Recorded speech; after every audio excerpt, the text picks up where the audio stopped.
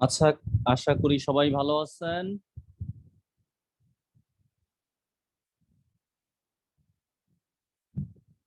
আজ একাই 100 করব।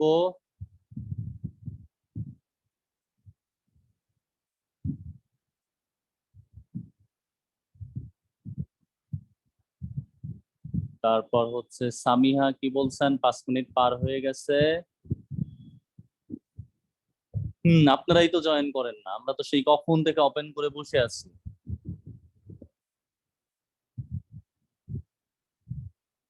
আছি, আলহামদুলিল্লাহ ভালো আছি। আজকে আমাদের হচ্ছে জ্যামিতি পড়ার কথা, স্থানাঙ্ক জ্যামিতি।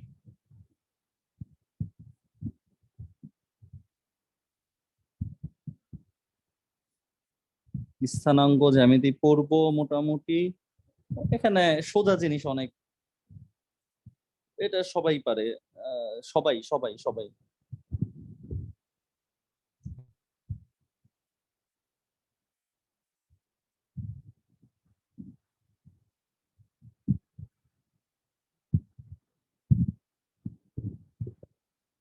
আচ্ছা, আমরা শুরু করে দেই। পোলাপান কম থাক, এখন না আসলে আর কি করবেন বলেন। আর আপনারা কেন জানি হচ্ছে উম মানে ম্যাথ কেন আপনারা এত ফোর্থ সাবজেক্ট নিছেন, আমি কারণ জানি না। ম্যাথ কি বেশি খারাপ লাগে?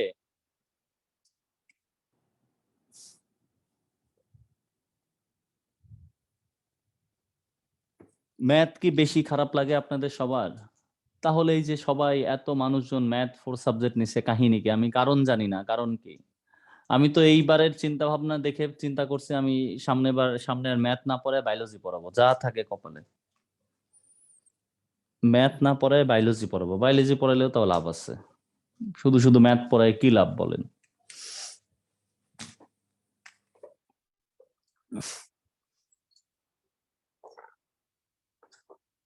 বায়োলজি পড়ায় লাভ আছে। ভাল লাগে না ম্যাথ? ভালো না লাগলে আর কি করবেন? এটা এটা দ্বারা বোঝায় আপনি রোমান্টিক না। মানুষ যদি রোমান্টিক হয় তাহলে তো ম্যাথ ভাল লাগবে, আর রোমান্টিক না হলে ম্যাথ ভাল লাগে?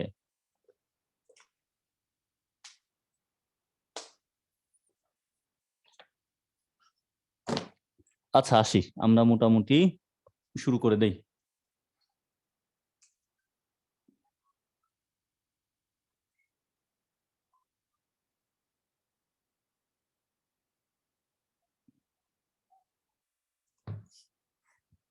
তো আমাদের প্রথমে হচ্ছে স্থানাঙ্ক ব্যবস্থা নিয়ে একটু কথাবার্তা। আমরা এই লেকচার দুইটা, আমাদের সাথে হাতে একটা এক্সট্রা লেকচার আছে, এটার উপর আমরা হতে পারে 3টা লেকচারও দিতে পারি, অথবা দুইটা নিয়ে লাস্টের লেকচারে হচ্ছে একটা দুইটা যা থাকে আমরা এক্সট্রা কথাবার্তা, মানে কার কার প্রবলেম টবলেম এগুলো একটু দেখলাম। এগুলো দেখলে মোটামুটি একদম কমপ্লিট হয়ে যাবে যদি আপনারা বাসায় পড়াশোনা করেন। এখন আপনারা যে কি করতেছেন আল্লাহ জানেন। আসেন, স্থানাঙ্ক জ্যামিতি।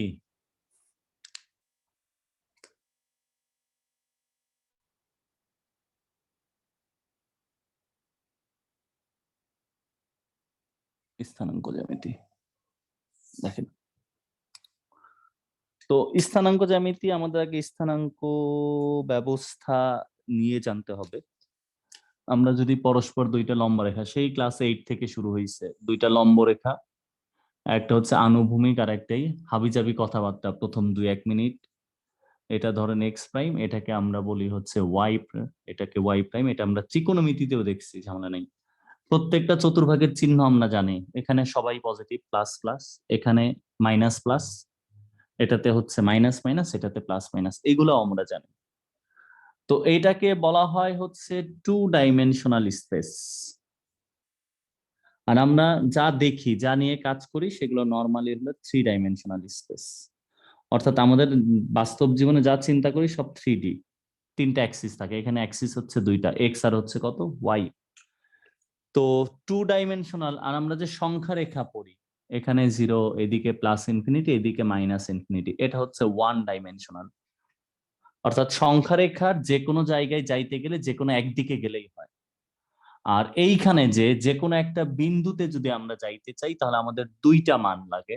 আমরা যদি ধরি এই বিন্দুটা হচ্ছে পি অফ এক্স ওয়াই, তখন আমরা বলতে পারি যে সকল দূরত্ব আমরা মূল বিন্দু থেকে নির্ণয় করি। তখন আমরা মূল বিন্দু থেকে এই বরাবর একটা দূরত্ব যাই, সেই দূরত্বটা হচ্ছে এক্স, আর এই বরাবর যে দূরত্ব যাই এটা হচ্ছে আমাদের ওয়াই।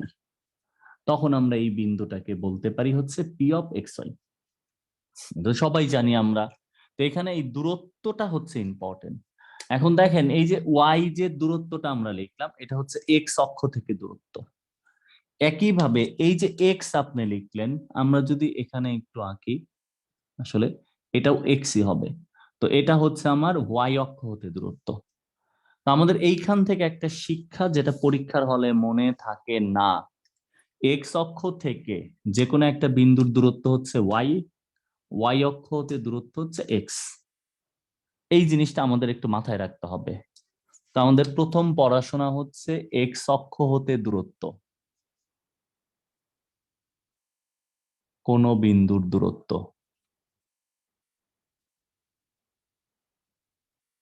এটা সমান হচ্ছে পরম মান ওয়াই। পরম মান, দূরত্ব কখনো নেগেটিভ হয় না। আমি উদাহরণ দিচ্ছি, ওয়াই অক্ষ হতে কোন বিন্দুর দূরত্ব, এটা হচ্ছে পরম মান এক্স।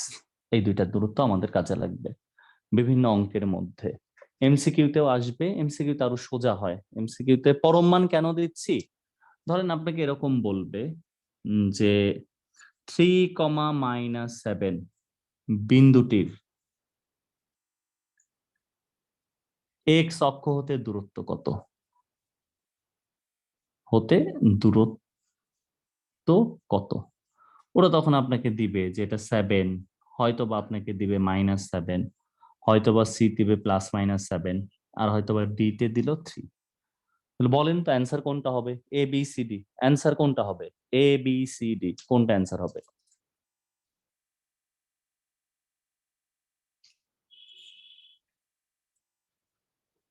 জি, অ্যান্সার হবে হচ্ছে এ।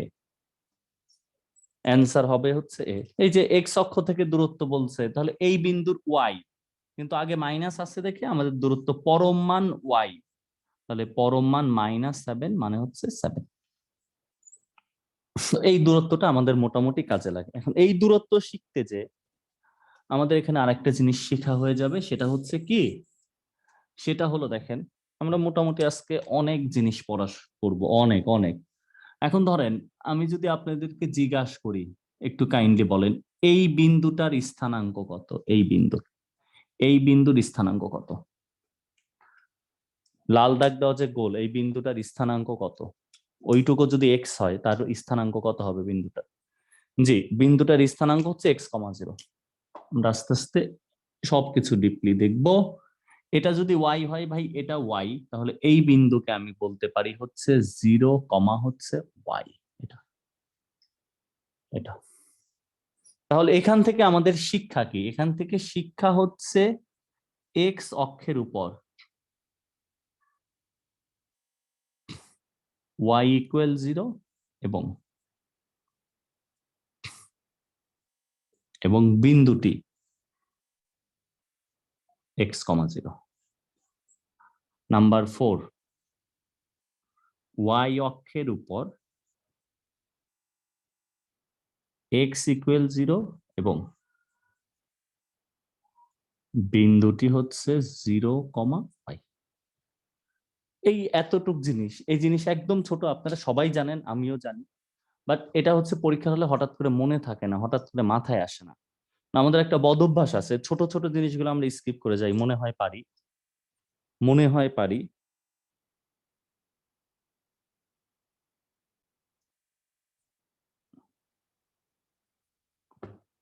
কিন্তু আমরা এই জন্য স্কিপ করে যাই।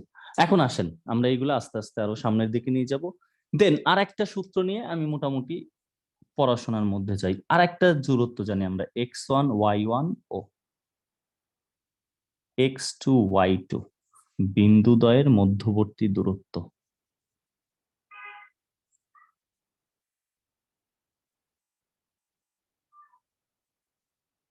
এটা সমান কত?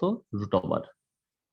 এটাকে আমরা লিখতে পারি x1 - x2 whole square plus y1 minus y2 whole square. এটা আবার এই 1 2 নিয়ে আপনারা ঝামেলা করেন না, যেহেতু বর্গ আছে, সেহেতু কোনো প্রবলেম নাই, একটা আগে লিখলেই হয়। 1 2 সামনে পিছনে হলে কোনো প্রবলেম নাই।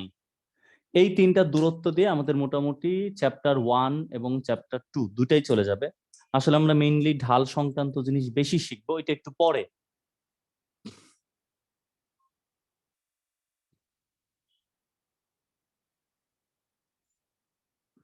ঢাল সংক্রান্ত জিনিস একটু বেশি, ঢাল নিয়ে বিশদ আলোচনা করবো, এখান থেকে কোন টোন এই সেই ইত্যাদি ইত্যাদি সবকিছু নিয়ে।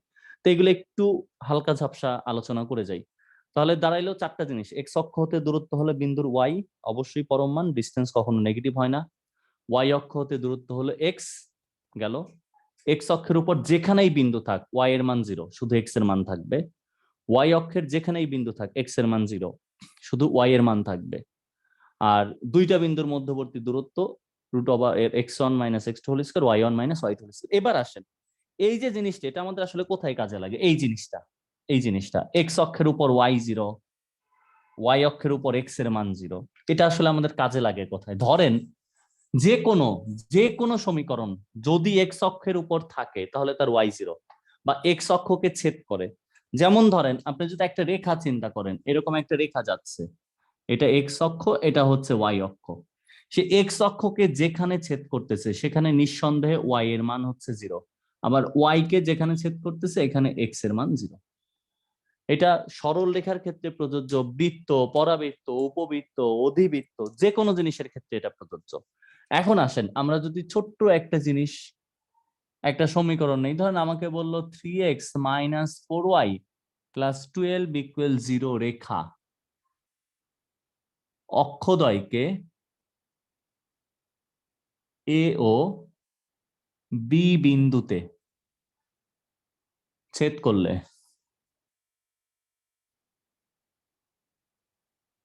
এ বি সমান কত? অর্থাৎ আমার একটা রেখার সমীকরণ দিচ্ছে, তারা বলছে এক্স অক্ষকেও ছেদ করবে এ বিন্দুতে, ওয়াই অক্ষকে ছেদ করবে বি বিন্দুতে। আমাকে এ বি এর মান এটা অন্যভাবে বের করা যায়, এটা আমরা পরে দেখবো সরল রেখায় যখন যাবো তখন। বাট এখানে আমাদের এ বি এর মান চাইছি। অনেক সময় বলে এই রেখাটা এক্স অক্ষকে কত বিন্দুতে ছেদ করছে, এমসিকিউতে ওয়াই অক্ষকে কত বিন্দুতে ছেদ করতেছে, এই ধরনের জিনিসও চায়। তো আমরা তখন এই কনসেপ্টে এখানে ব্যবহার করতে পারি যে সরল রেখা যদি এক্স অক্ষকে ছেদ করে তাহলে ওয়াই ইকুয়াল 0। তখন আমরা এখানে লিখি যে এক্স অক্ষকে ছেদ করলে ওয়াই ইকুয়াল 0। তখন আপনি এখান থেকে ডিরেক্ট লিখতে পারেন যে 3x তো থাকবে মাইনাস ওয়াই এর মান তো 0, তাহলে আপনি এখানে লিখতে পারেন 4 ইন্টু 0 প্লাস 12 সমান 0। এখান থেকে কি লেখা যায়? এক্স এর মান হলো -4। তাহলে এই যে এ বিন্দু এক্স এর মান -4 আপনি ডিক্লেয়ার করছেন ওয়াই ইকুয়াল 0। সিমিলারলি একই উপায়ে যখন ওয়াই অক্ষকে ছেদ করার কথা বলে তখন আমরা এক্স ইকুয়াল 0 বলি। তাহলে এক্স ইকুয়াল যদি 0 হয় তখন আমরা এখানে কি লিখতে পারি? -4y প্লাস 12 ইকুয়াল 0, ওয়াই এর মান হচ্ছে 3, অথবা আমাদের বি বিন্দু আসতেছে 0,3। আপনি যদি বিন্দু দুইটা বের করতে পারেন এখন আপনার কাছে এ বি কোনো ব্যাপার না, রুট ওভার -4 স্কয়ার প্লাস কত 3 স্কয়ার ইকুয়াল 5, এই হলো কাজ। তো এরকম যে কোনো সমীকরণ, যত বড় সমীকরণ দিক, আপনার যখনই কোনো একটা অক্ষকে ছেদ করবে আপনি জাস্ট ওই কনসেপ্টটা কাজে লাগবে। এক্স কে ছেদ করলে ওয়াই 0 ধরবো এখানে, বা ওয়াই 0 বসায় দিব। ডিরেক্ট ওয়াইটাকে বাদও দিতে পারে, আমি এখানে বসাইছি, না বসালে আরো ভালো। ডিরেক্ট ওয়াই 0 মানে এটা বাদ, এটা থাকতেছে। এক্স 0 থাকলে ওয়াই বাদ, এটা থাকতেছে। এখান থেকে আমরা মান বের করে নিতে পারবো। এটা সমীকরণ দ্বারা করা যায়, এটা আমরা পরের দিকে যেয়ে দেখবো। তো এই হলো আমাদের টোটাল এই অংশের কাজ, যে কোনো একটা 0 করলে মূল বিন্দু আর যে কোনো বিন্দুর দূরত্ব ওইটা তো বেশি সোজা। মূল বিন্দু থেকে যে কোনো দুইটা বিন্দু, এখানে একটা 0 0 বসায় দেন না। মূল বিন্দু থেকে যে কোনো বিন্দুর দূরত্ব root over x square plus কত ওয়াই স্কয়ার। আপনি নিজেই চিন্তা করেন, মূল বিন্দু মূল বিন্দু এটা তো 0,0। এখান থেকে ধরেন আপনি x1 y1 এই বিন্দুর দূরত্ব নির্ণয় করবেন এইটার। এই দূরত্ব মানে কত? রুট ওভার, এখানে আপনি কি লিখতে পারেন? 0 minus x1 whole square plus 0 minus y1 whole square. তাহলে আপনি অ্যাকচুয়ালি কি থাকতেছে? x1 square plus y1 square. এটা তাহলে মূল বিন্দু থেকে যে কোনো বিন্দু, ধরেন মূল বিন্দু থেকে আপনাকে বলছে 3,7 বিন্দুর দূরত্ব, আপনি ডিরেক্ট √3² + 7²। মূল বিন্দু থেকে -1,2 বিন্দুর দূরত্ব √1² + 2²। এরকম যাই বলুক, মূল বিন্দু 0, 0 কোনো মান নাই, শুধু যে বিন্দু বলবে ওইটা √বর্গ দিলেই হয়ে যাচ্ছে মূল বিন্দু থেকে দূরত্ব। তো এই গেল আমাদের হচ্ছে ছোটখাটো দূরত্ব সংক্রান্ত। এখন এইগুলাই আমাদের বিভিন্ন অঙ্কে কাজে লাগাইতে হবে। আসেন আমরা আস্তে আস্তে যাই।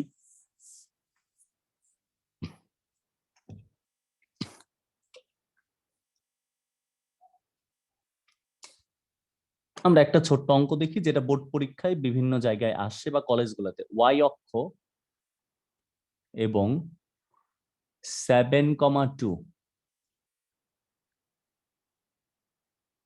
বিন্দু থেকে A,5 বিন্দুটি সমদূরবর্তী হলে A সমান কত? এটা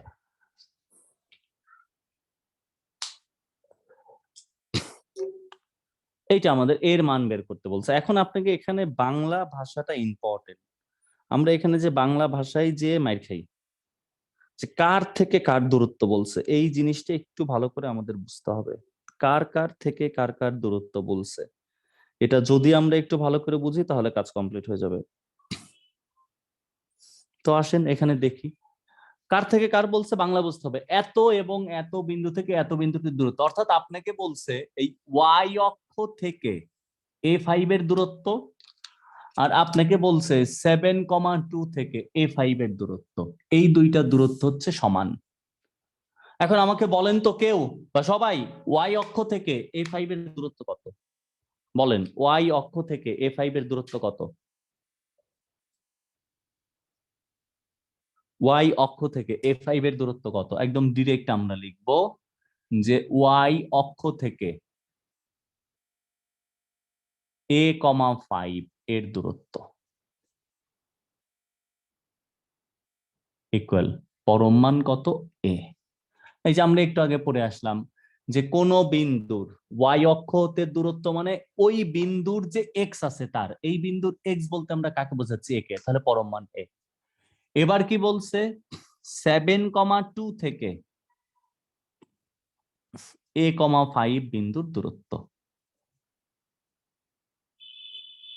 এটার দূরত্ব কত? √।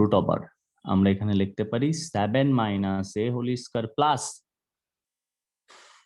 2 - 5²। তাহলে এখানে লেখা যায় √49 - 14A প্লাস A² প্লাস হচ্ছে 9। তাহলে ইধার থাকে A² - 14A প্লাস হচ্ছে 58। তো ওরা বলে দিছে এই বিন্দুটি সমদূরবর্তী, মানে আমরা যে এই দূরত্ব পাইলাম আর এই দূরত্ব পাইলাম, এই দুইটা দূরত্ব সমান। এই দূরত্ব সমান করলে এর পরের লাইনে আমি আর যাচ্ছি না, তাহলে শর্তানুসারে কি লেখা যায়? শর্ত অনুসারে লেখা যায় √A² - 14A প্লাস হচ্ছে 58, এটা সমান পরম মান A। আপনি উভয় পক্ষে বর্গটর্গ করে মান বের করবেন। এখন আমরা এখানে সমদূরবর্তী করছি, এই সমদূরবর্তীর জায়গায় দেখবেন যে ওরা একটু কাহিনী করবে। এত এত থেকে ওয়াই অক্ষ হতে A5 বিন্দুর দূরত্ব 7,2 থেকে A5 এর 7,2 থেকে এর দূরত্বের দ্বিগুণ হলে এর মান কত, 3 গুণ হলে এর মান কত, 4 গুণ হলে এর মান কত, এই জাতীয় জিনিস আমাদের মধ্যে দিয়ে দিতে পারে। আমরা হয়তোবা সমদূরবর্তী করছি 2 গুণ, 3 গুণ, 4 গুণ, 5 গুণ, 7 গুণ, এই জাতীয় কথাবার্তা বলে দিতে পারে। এই ব্যাপারে একটু সতর্ক থাকবেন। তাহলে এই গেল হচ্ছে সোজা টাইপের ম্যাথ। এখন আসেন আমরা এই জায়গাতেই আর একটু ঝামেলার টাইপের ম্যাথে যাই আস্তে আস্তে। এখান থেকে আর একটু ঝামেলায় ঢুকি। আমাকে বলেন ভাই, সমবাহু ত্রিভুজ কাকে বলে? সমবাহু ত্রিভুজ কাকে বলে? সমবাহু ত্রিভুজ কাকে বলে? বা সমবাহু ত্রিভুজ কি জিনিস সেটা বললেই আমি খুশি। জি, যার তিনটা বাহু সমান, যার তিনটা বাহুর দৈর্ঘ্য সমান, তাকে আমরা নর্মালি সমবাহু ত্রিভুজ বলি। যার তিনটা বাহুর দৈর্ঘ্য সমান তাকে আমরা নর্মালি সমবাহু ত্রিভুজ বলি। ওরা আপনাকে কি করতে পারে? ধরেন ওরা আপনাকে অঙ্ক দিল এরকম যে সমবাহু ত্রিভুজের দুইটি শীর্ষ 0,4 ও 0,-4 হলে তৃতীয় শীর্ষ নির্ণয় করো।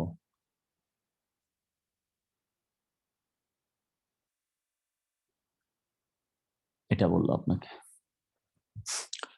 একটা হচ্ছে 0,4 দিল, আর একটা দিল 0,-4। দুইটা শীর্ষবিন্দু দিয়ে দিছে, আমাদেরকে তৃতীয় শীর্ষ নির্ণয় করতে বলবে। এটা হচ্ছে আমাদের এই জাতীয় জিনিসগুলো। এখানে শুধু দূরত্ব নেই, আমরা যে দূরত্ব বের করছি সেই সংক্রান্ত কথাবার্তা। ধরেন এটা দিছে ওরা 0,4, বি দিছে তারা 0,-4। আমাদের এই সি শীর্ষ এটা বের করতে হবে। এখন আপনি গতানুগতিক সি বিন্দু ধরে নেবেন, একটা এক্স কমা ওয়াই ধরতে পারেন, এ কমা বি ধরতে পারেন, পি কমা কিউ ধরতে পারেন, সি কমা ডি ধরতে পারেন। যদি পছন্দের কোনো মানুষ থেকে থাকে তার নাম ধরতে পারেন, আপনার ইচ্ছা। দুইজন মানুষ থাকলে পছন্দের সুবিধা, তাহলে আপনি কমাদের দুইটা নাম ধরে দিলেন। যাই ধরেন, ওইখানে মান হচ্ছে আপনার ধরে নিয়ে তারপর আমাদের কাজ করতে হবে শুধু দূরত্ব নিয়ে কথাবার্তা। আমি ফরম্যাটটা জাস্ট দেখাই দিচ্ছি। ধরেন আমরা এখানে এক্স কমা ওয়াই ধরলাম। তো আপনার প্রথম দায়িত্ব হচ্ছে সমবাহু, যেহেতু আপনারাই বলছেন তিনটা বাহু সমান, তো আপনি এখান থেকে যে কাজ করবেন এবি বের করবেন, এখান থেকে আপনি বিসি বের করবেন, এখান থেকে আপনি এসি বের করবেন, তিনটা বাহু বের করবেন। তিনটা বাহু বের করে যেহেতু সমবাহু সমান, তা আপনার কাজ হচ্ছে প্রথমে দুইটা বাহুর মধ্যে সম্পর্ক নির্ণয় করা। যে কোনো দুইটা সমান ধরবেন। তবে আমি আপনাকে সাজেস্ট করবো অলওয়েজ, দেখেন এই দূরত্ব যদি বের করেন বিসি বাহু, তাহলে এখানে এক্স ওয়াই আছে, থাকবে। আর এই দূরত্ব যদি বের করেন এর মধ্যেও এক্স ওয়াই থাকবে সমীকরণে। তো আপনার প্রথম কাজ হচ্ছে এসি আর বিসি নিয়ে কাজ করা। এখন আপনি বাহু আলাদা বের না করে আপনি এখানে ডিরেক্ট লিখতে পারেন। ডিরেক্ট লিখতে পারেন কি, সমবাহু বলে আপনি এখানে বলে দিলেন যে এসি সমান হচ্ছে বিসি। এখন এসি মানে কি, এ আর সি বিন্দুর মধ্যবর্তী দূরত্ব √(x-0) plus y-4 whole square equal BC মানে কি, বি আর সি বিন্দুর মধ্যবর্তী দূরত্ব x-0 প্লাস হচ্ছে y+4 হোল স্কয়ার। ইহা যদি আপনি ক্যালকুলেশন করেন, দুই পাশে ঠাস করে বর্গ করে দেন, -8y+16 equal x² plus y² plus 8y plus হচ্ছে 16। আসলে এখানে কিছুই থাকে না, x², y², 16 কাটা, ইহাসে আপনি লিখতে পারেন 8y এদিকে আসবে, -8y ইকুয়াল 8y বা 16y ইকুয়াল 0, অর্থাৎ y এর মান হচ্ছে 0। এটা করার পরে এখন আপনার এক্স এর মান দরকার। এখন আপনি লিখবেন যে আবার আপনি এখান থেকে যে কোনো দুইটা আপনি এবি সমান বিসি লেখেন। এবি সমান বিসি যখন দূরত্ব বের করবেন, ওইখানে ওয়াই এর মানটা 0 বসায় দিলে এক্স এর মান আসবে। বের করেন তো এটা। এবি সমান বিসি লেখেন। না 40 হবে না ভাই, সি এর মান 40 হবে না। হ্যাঁ, নিজের নাম আর পছন্দ মানুষ নিলে তো খুব ভালো হয়, একদম পেয়ার জোর হয়ে যাচ্ছে, এর চেয়ে ভালো কিছু হয়? যে এই অঙ্কের মধ্যে এইগুলা খুঁজলেই তো অঙ্কের প্রতি আপনার মনোযোগ আসবে।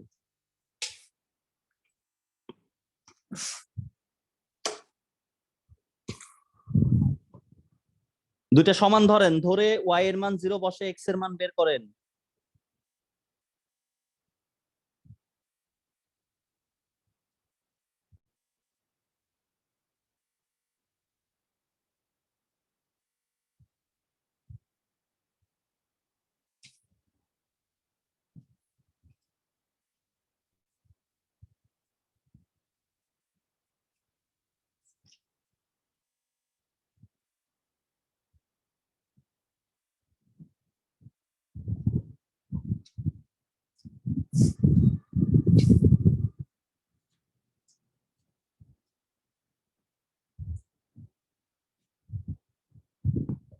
ধরেন দুইটা সমান ধরেন, ধরে মান বের করেন।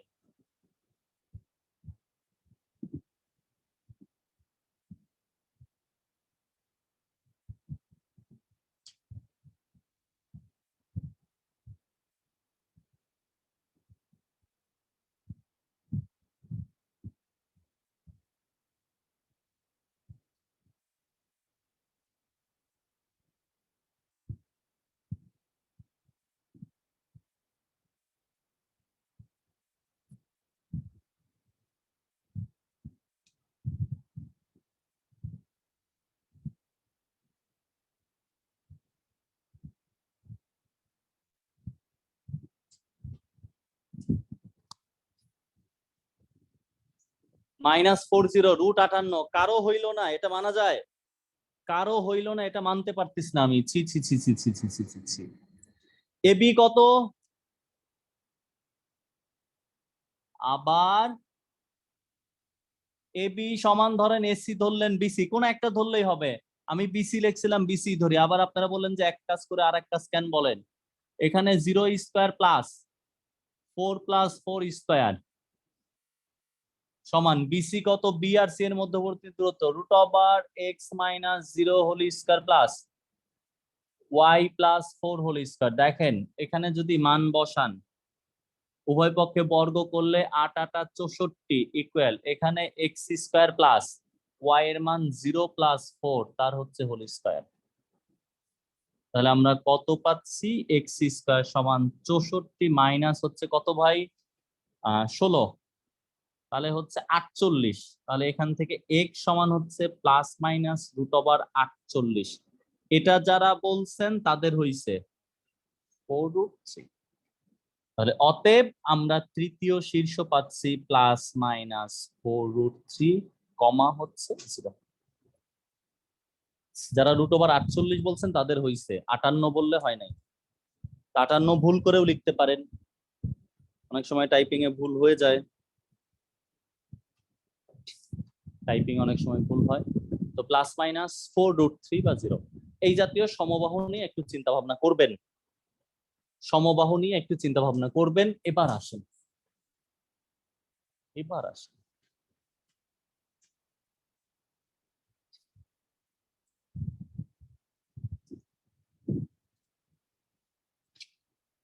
এবার একটা অঙ্ক নিয়ে কাজ করব। মানে একটু রোমান্টিক হইতে হবে, না হলে কিন্তু মাথার উপর দিয়ে যাইতে পারে।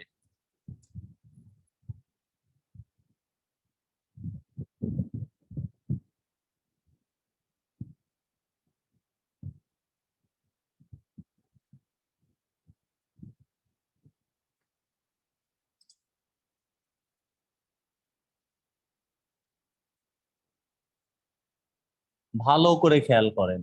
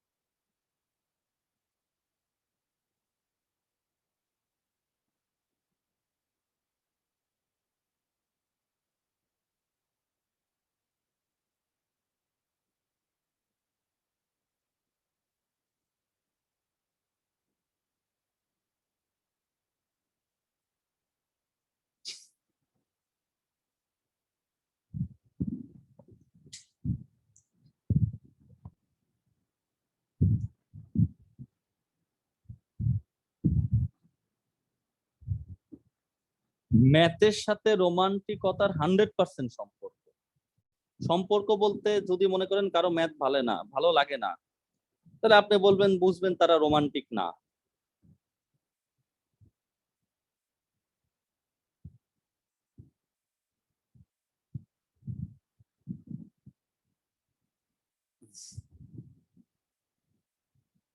তাহলে বুঝে নেবেন তাহারা রোমান্টিক না। রোমান্টিক না বলেই তো ম্যাথ ভালো লাগে না, রোমান্টিক হলে তো ম্যাথ ভালো লাগতোই।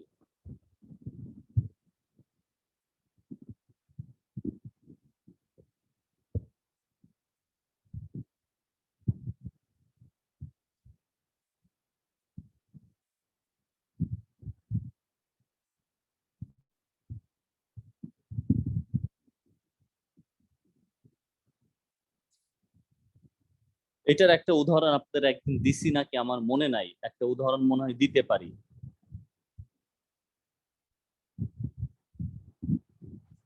এটার একটা মানে উদাহরণ আমি হয়তো একদিন দিছি, আমার এক্সাক্ট মনে নাই।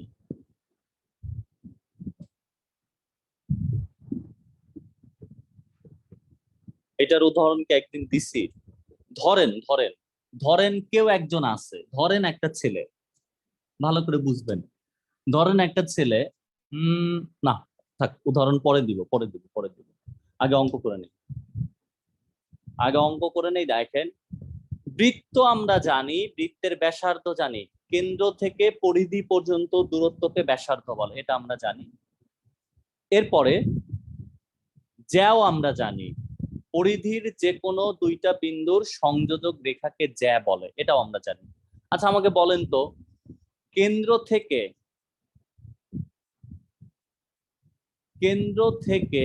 যদি জ্যায়ের উপর লম্ব টানি, বা কেন্দ্র থেকে যদি জ্যায়ের মধ্যবিন্দু যোগ করি, তাহলে সে জ্যায়ের সাথে কত কোণ উৎপন্ন করবে? কেন্দ্র থেকে যদি জ্যায়ের মধ্যবিন্দু যোগ করি, তাহলে সে জ্যায়ের সাথে কত কোণ উৎপন্ন করবে বলেন তো? জি, 90 ডিগ্রি। এখানে এই কনসেপ্টটাই আসলে মেন। আমাদের কি বলছে দেখেন, একদম সোজা একটা জিনিস বলছে, চিত্র আঁকতে পারলে ঠাস করে অঙ্ক শেষ। এটা একটা বৃত্ত, বৃত্তের একটা কেন্দ্র থাকে, কেন্দ্র। এই কেন্দ্রটা তারা বলে দিচ্ছে যে এই কেন্দ্র হচ্ছে কত, 5,3। এটা তারা বলে দিছে 5,3। কেন্দ্রর নাম সি, দেন সেন্টার। দেন কি বলছে, এর একটি জ্যা 3,2 বিন্দুতে সমদ্বিখণ্ডিত হয়। এখন আপনি এই বৃত্তে একটা জ্যা আঁকলেন, ধরেন এই জ্যাটা হচ্ছে এ বি। এই জ্যা 3,2 বিন্দুতে সমদ্বিখণ্ডিত হয়। সমদ্বিখণ্ডিত হয় মানে সমান দুই ভাগে বিভক্ত হয়। সমদ্বিখণ্ডিত হয় মানে সমান দুই ভাগে বিভক্ত হয়। এখন আমার প্রশ্ন হচ্ছে, যদি সমান দুই ভাগে বিভক্ত হয়, তাহলে সেই বিন্দুটাকে কি বিন্দু বলে? যদি সমান দুই ভাগে বিভক্ত হয়, সেই বিন্দুকে কি বিন্দু বলে?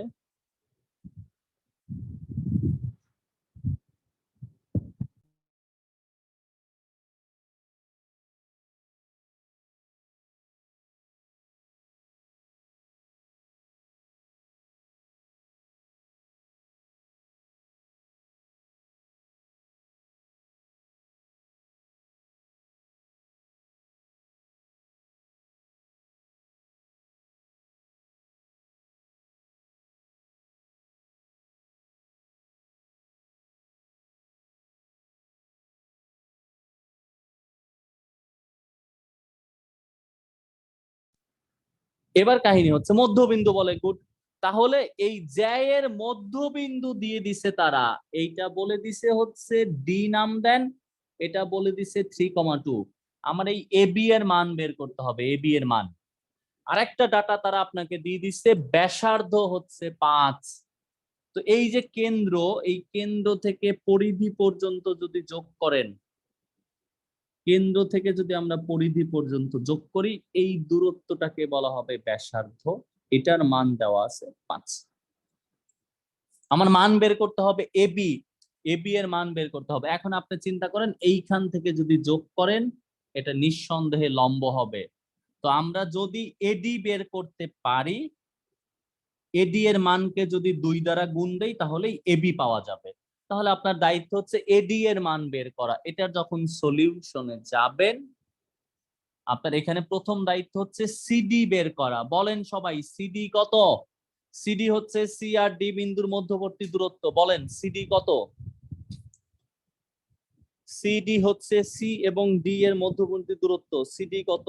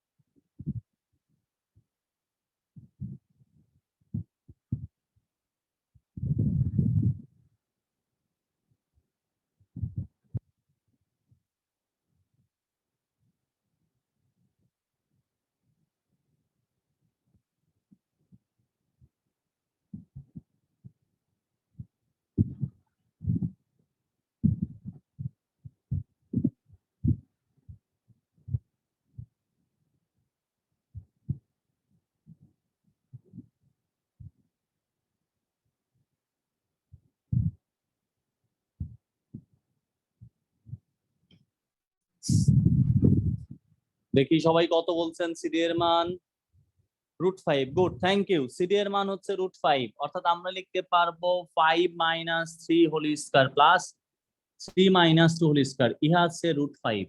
তাহলে ভাই এইটা যদি √5 হয় তাহলে পিথাগোরাস দিয়ে আপনি এডিও বের করতে পারেন, পিথাগোরাস দিয়ে এডিও বের করতে পারেন, যে এখন আমি বলতে পারি এসি স্কয়ার সমান হচ্ছে এডি স্কয়ার প্লাস হচ্ছে সিডি স্কয়ার।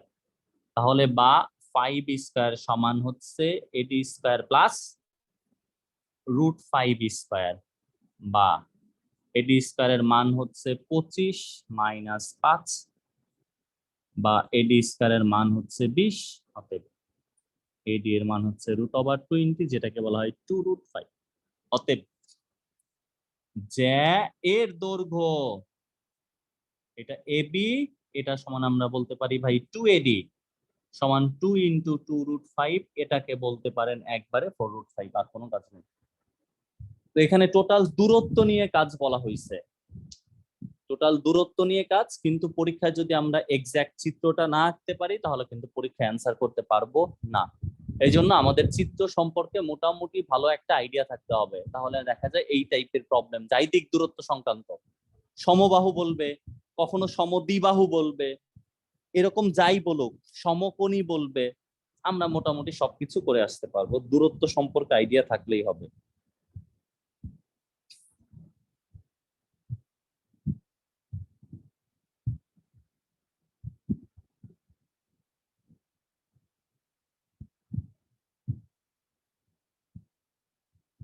নাও এবার আসেন, হ্যাঁ কোশ্চেন বুঝা অনেক বড় ব্যাপার। জি বাবর আজম বলেন, কি কোশ্চেন?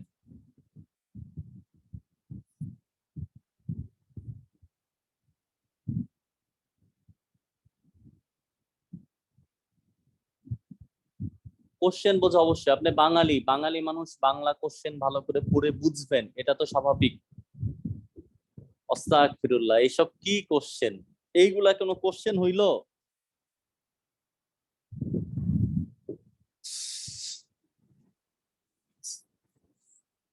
এবার আসেন আমাদের পরের কোশ্চেনে যাচ্ছি আমরা। উক্ত জ্যা কেন্দ্রে কত কোণ উৎপন্ন করে? উক্ত জ্যা কেন্দ্রে কত কোণ উৎপন্ন করে? উক্ত জ্যা কেন্দ্রে কত কোণ উৎপন্ন করে, আমাদের এই জিনিসটা বের করতে হবে এখন। না না, এটা ব্যাপার না, আমি আপনাকে একটা আইডিয়া দেই। আপনারা এসএসসি পরীক্ষা দিচ্ছেন হচ্ছে কত সালে দাদা ভাই? এসএসসি পরীক্ষা দিচ্ছেন 2021-এ।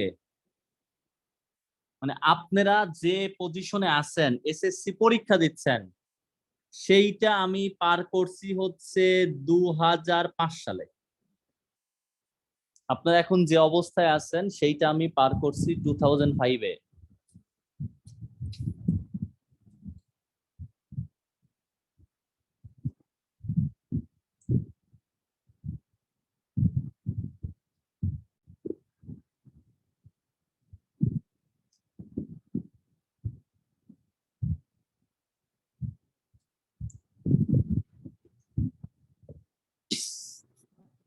এবার আসি আমরা, এবার দেখেন ভালো কথা একটা, উক্ত জ্যা কেন্দ্রে কত কোণ উৎপন্ন করে, দেখেন এর মধ্যে ত্রিকোণমিতি।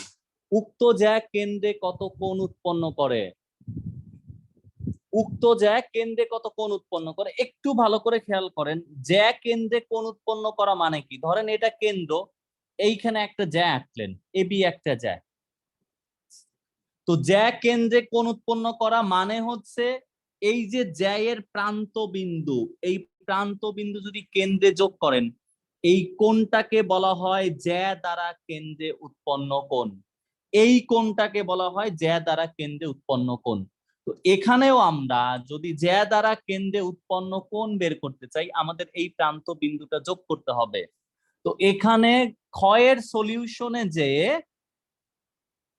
জ্যা দ্বারা কেন্দ্রে উৎপন্ন কোণ, এটা হলো এসিবি, এটা আমাদের বের করতে হবে। দেখেন এসিবি, এই কোণটা আমাদেরকে বের করতে হবে।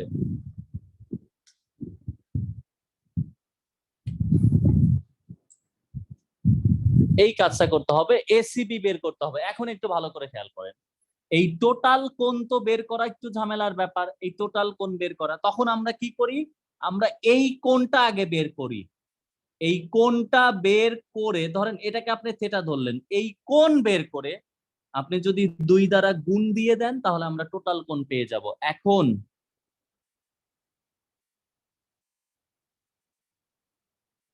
ধরেন, আগে আমাকে বলেন, ধরেন আপনার কাছে √5 দেওয়া আছে আর 5 দেওয়া আছে।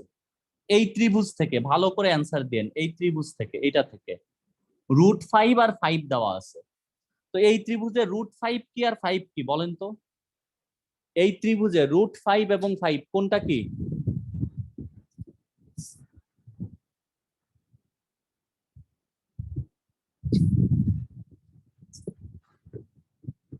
এই লম্ব না, √5 ভূমি, √5 ভূমি। এই হচ্ছে একটা আকাজ করলেন আপনারা, এইটা হচ্ছে কোণ, এইটা কোণ, অর্থাৎ এটা লম্ব, এটা ভূমি। তাহলে আপনি বলতে পারেন cos থিটা সমান কত?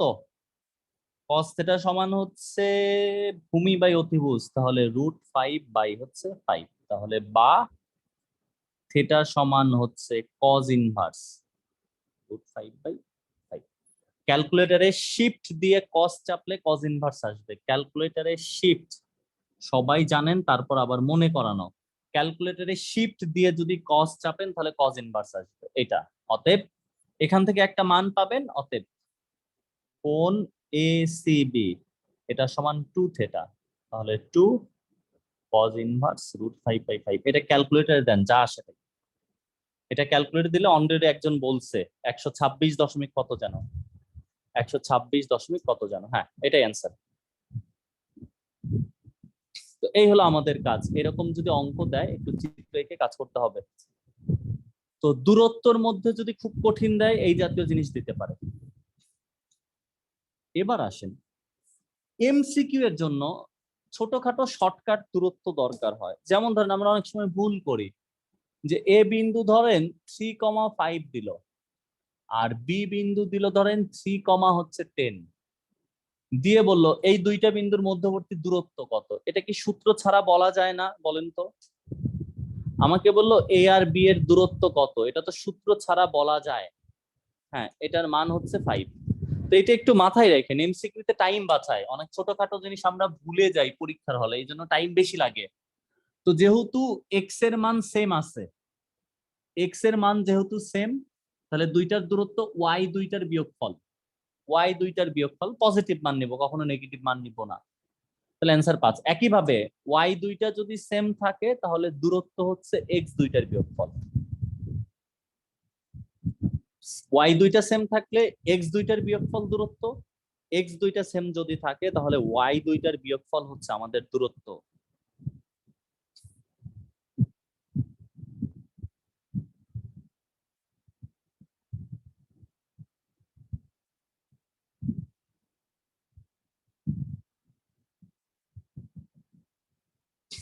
এবার আমরা আসি,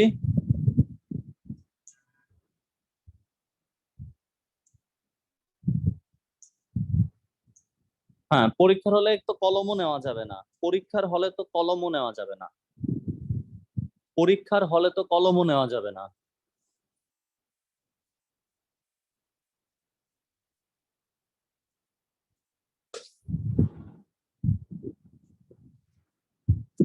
কার যেন খালা,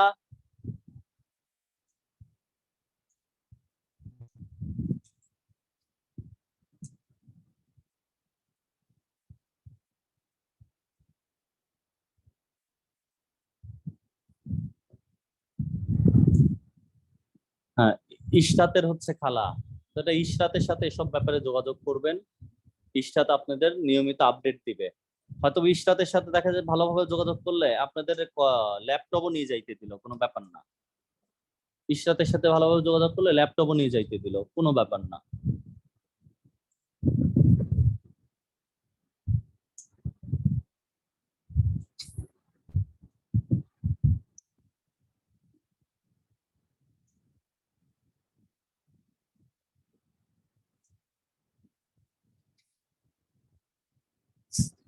সবাই স্টাফের সাথে যোগাযোগ করবেন, ও একটা ব্যবস্থা করে দিব।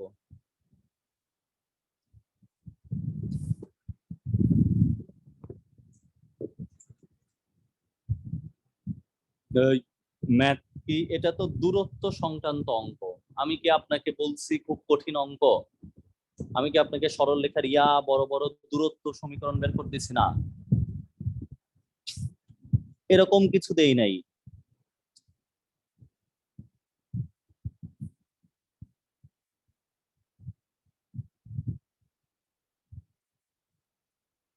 আচ্ছা, এবার আমরা ক্ষেত্রফলের সাথে দূরত্বের একটি সম্পর্কে যাব। ক্ষেত্রফলের সাথে দূরত্বের সম্পর্ক যাব।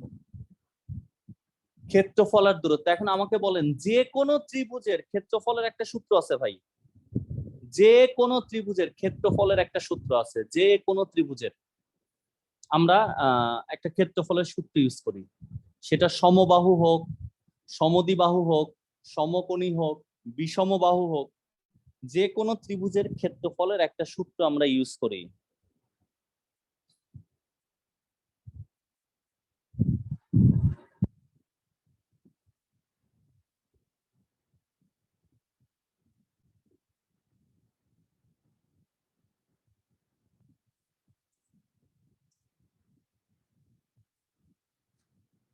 জি, একজন, হ্যাঁ, হাফ ইন্টু ভূমি ইন্টু উচ্চতা। Thank you. আমরা যে কোনো, ওইটাতেও হয়, অর্ধ পরিসীমা দিয়েও হয়, বাট আমরা মোটামুটি এইটা একটু বেশি ব্যবহার করি। হাফ ইন্টু ভূমি ইন্টু উচ্চতা, এটা আমরা বেশি ব্যবহার করি। এটা আমরা বেশি ব্যবহার করি যে কোনো ত্রিভুজের ক্ষেত্রফলের সূত্রে। এই জিনিসটা আমরা একটু বেশি ব্যবহার করি, হাফ ইন্টু ভূমি ইন্টু উচ্চতা। ওই কিসের পুরা বই থেকে কোশ্চেন হবে? এসব আজগুবি কথা কই পাচ্ছেন? আপনাদের সিলেবাস তো দিয়েই দিছে, আবার পুরা বই থেকে কিভাবে কোশ্চেন করে?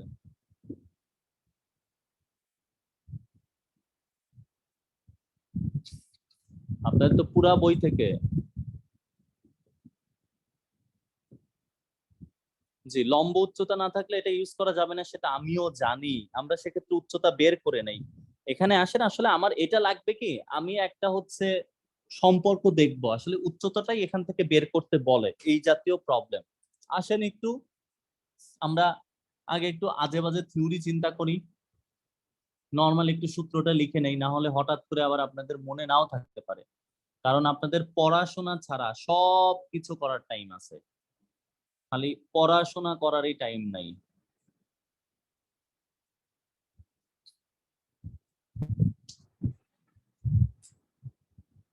এখন আসেন আমরা এই জাতীয় এবিসি ত্রিভুজের ক্ষেত্রফলের আপনারা যে সূত্র পড়েন সেটাই বের করেন, যে ত্রিভুজ এবিসি সমান হাফ।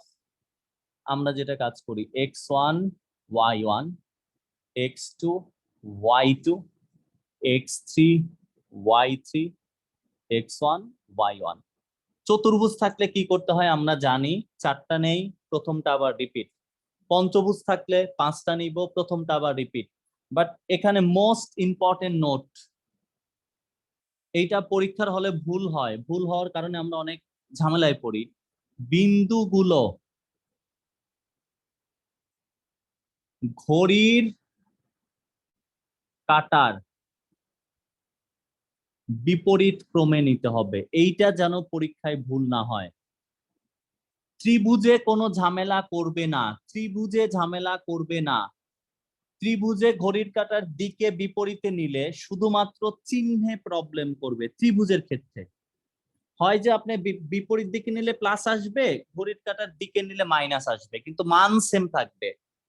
বাট চতুর্ভুজ পঞ্চভুজের ক্ষেত্রে ঘড়ির কাঁটার বিপরীত দিকে না নিলে মাঝে মাঝে অ্যান্সার ভুল হয়, অ্যান্সার আসে না।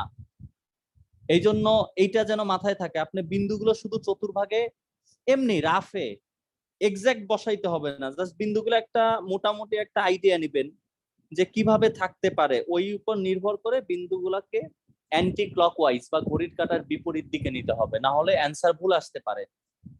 তা আমাদের ধরেন যে কোনো একটা ত্রিভুজ দিল, তিনটা বিন্দু দিল, ধরেন দিল হচ্ছে -1 -2, হয়তো বা বি নাম্বারে দিল হচ্ছে ধরেন -2,4, হয়তো বা সি নাম্বারে দিল হচ্ছে 1,3, 1,3। দিয়ে বলল এই তিনটা যদি এবিসি ত্রিভুজের তিনটা শীর্ষ হয়, ত্রিভুজ এবিসি এর ক্ষেত্রফল কত? তখন আমরা ডিরেক্ট বলতে পারি এবিসি, ডেল এবিসি সমান হাফ। আপনি যে কাজটা করবেন, বিন্দুগুলো রাফ হয়ে জাস্ট একটা কোন জায়গায় আছে, -1 -2 এই চতুর্ভাগে আছে, -2 4 -2 ধরেন 4 এইখানে কোনো একটা জায়গায় আছে, C13 এটা হলো -1 -2, এটা হলো -2 4, এখানে ধরেন কত আছে 13, এটা 13 এইরকম আছে। তাহলে আপনি এখন দেখবেন যে কোনটা আগে নেবেন, আপনার ইচ্ছা। আপনি -1 -2 নেন, কোনো সমস্যা নাই। বলেন তো এরপরে কোনটা নিতে হবে? যদি ঘড়ির কাঁটার বিপরীতে যাই এরপরে কোনটা নিতে হবে? জি, এরপরে কিন্তু আমাদের সি নিতে হবে, অর্থাৎ আমাদের এই বরাবর ঘুরতে হবে ঘড়ির কাঁটার বিপরীতে। তাহলে আমরা এখানে 13 নিব, তারপর নিব -2 4, এরপরে আমরা কত নিব? এরপরে আমরা আবার রিপিট ঘটাবো -1 -2। তো এখানে হচ্ছে হাফ। এখন আমাদের ক্যালকুলেশন আমরা জানি, এটার সাথে এটা গুণ করব -3, এটার সাথে এটা গুণ করব +4, এটার সাথে এটা গুণ করব +4 মাইনাস, এটার সাথে এটা গুণ করে -4, এটার সাথে এটা গুণ করে হলো -6, এটার সাথে এটা গুণ করে একবারে লিখলেই হতো, আমি ফাজলামি করে লিখতেছি তাই। এখন এটা যদি লেখেন হাফ, 4 4 8 4 12, 12 6 18, 19 20 থেকে 3 দিক গেলে 17, তাহলে অ্যান্সার হলো 17/2। এটা তো আপনারা সবাই পারেন, জাস্ট এইটা দেখানোর জন্য বা মনে যেন থাকে। হয়তো বা পরীক্ষার হলে যে আমার কথা মনে পড়লো যে এই যে ভাই সারা জীবন ম্যাথ রোমান্টিক রোমান্টিক বলে, তখনই এইটাই ধরেন মনে পড়লো যে এই বিন্দুগুলা ঘড়ির কাঁটার বিপরীত দিকে নিতে হবে। অ্যান্টি ক্লকওয়াইজ কি বলা হয়েছে? আপনি বিন্দু তিনটা নিবেন, তিনটা বিন্দু বসাবেন। এখানে ধরেন -1 -2 এখানে আছে, -1 -2, -2 4, -2 ধরেন এখানে 4 এখানে আছে, এটা হলো -2 4। আর দেন 1 3, 1 এখানে 3 ধরেন এখানে আছে, 1 3 আছে ধরেন। তাহলে আপনার বিন্দুগুলো ঘড়ির কাঁটার বিপরীত, মানে এইভাবে ঘুরতে হবে আপনাকে, এভাবে ঘুরতে হবে। তো আপনি যদি প্রথমে এইটা নেন, তারপর এটা নিতে হবে, তারপর এটা, যাতে ঘড়ির কাঁটার বিপরীতে আসেন। প্রথমে এটা নেন তাতেও সমস্যা নাই, তারপর এইটা, তারপর এইটা। প্রথমে এইটা নেন তাতেও সমস্যা নেই, তারপরে এইটা, তারপরে এইটা, অর্থাৎ ঘড়ির কাঁটার বিপরীত দিকে। আপনি যদি ঘড়ির কাঁটার দিকে নেন কোনো ক্ষতি হবে? হ্যাঁ হবে। ত্রিভুজে হবে না, ত্রিভুজে ঘড়ির কাঁটার দিকে নিলে কি হইতো, এই অ্যান্সারটার সামনে একটা মাইনাস আসতো, তখন আমরা বলতাম ক্ষেত্রফল কখনো মাইনাস হয় না, দেখে অ্যান্সার প্লাস। কিন্তু চতুর্ভুজের ক্ষেত্রে প্রবলেম হতে পারে, পঞ্চভুজের ক্ষেত্রে প্রবলেম হতে পারে। না না না না, ওটা কাজে লাগবে না ক্যালকুলেশনে। ওইটাকে এই মিডল পয়েন্ট আসতেছি, দাঁড়ান, সবকিছু আসবো, এত চিন্তা করেন কেন, মিডল পয়েন্ট আসতেছি।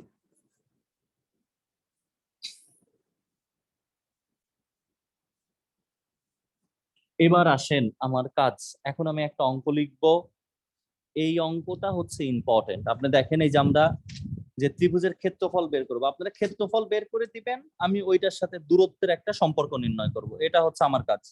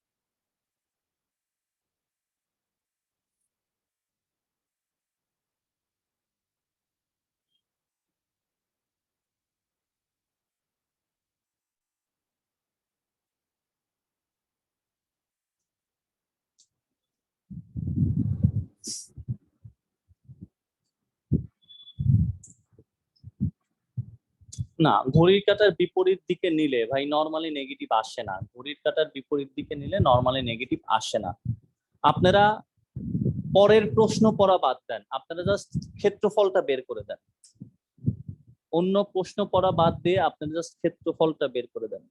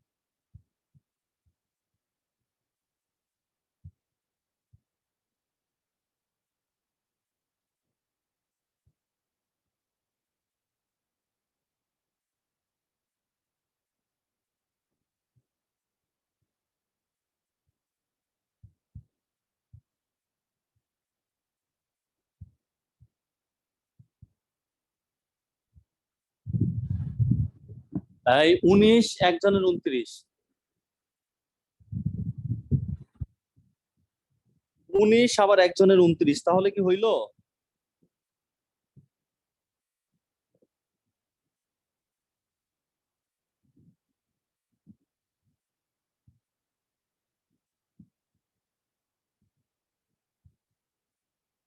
একজনের 19 একজনের 29, তাহলে কি হইলো?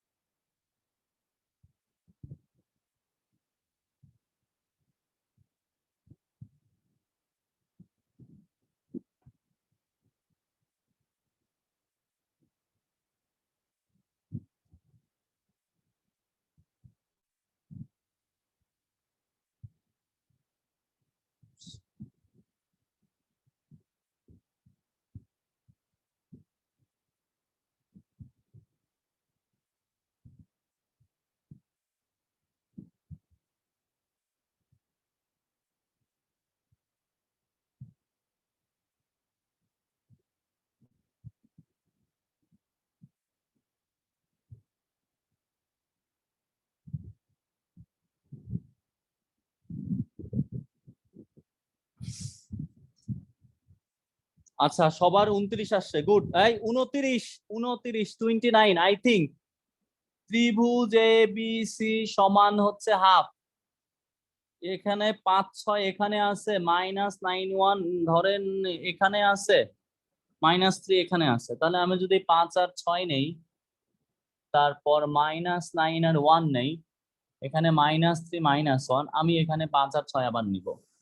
নিয়ে এখান থেকে ক্ষেত্রফল কত আসবে? হাফ 5 একে 5 যোগ 9 একে 9 -3 6 18 যোগ হচ্ছে 5 যোগ 3 যোগ হলো 6 9 54।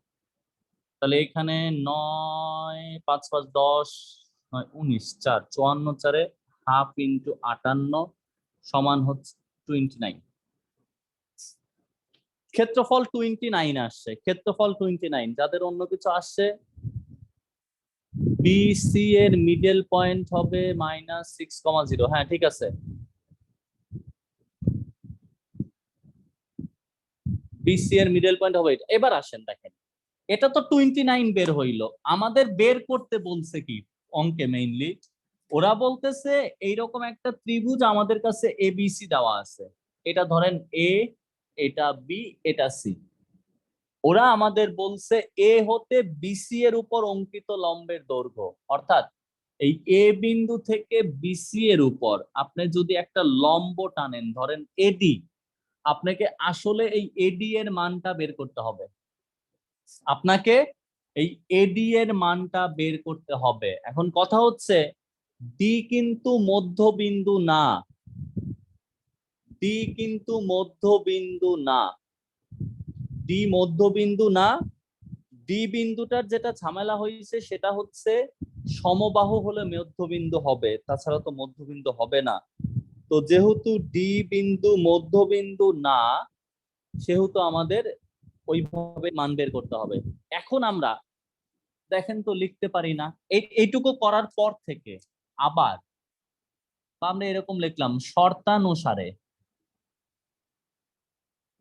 আমি কি লিখতে পারি, half into BC into AD সমান 29। এটা লেখা যাবে কিনা সবাই একটু চিন্তা ভাবনা করেন। Half into BC into AD এটা সমান কি 29 লেখা যাবে? Half into BC into AD এটা সমান কি 29 লেখা যাবে? জি, আই থিঙ্ক এটা সমান 29 লেখা যাবে, কারণ আমাদের এটাও ক্ষেত্রফল ওইটাও ক্ষেত্রফল। এখন আমাদের কাজ মোটামুটি কমপ্লিট। হাফটা ওই পাশে গুণ হয়ে যাবে। বিসি মানে কি, বি আর সি বিন্দুর মধ্যবর্তী দূরত্ব -9 plus 3 whole square plus 1 plus 1 whole square into AD এটা সমান 29 ইন্টু 2। তাহলে এখানে থাকে কত, রুট ওভার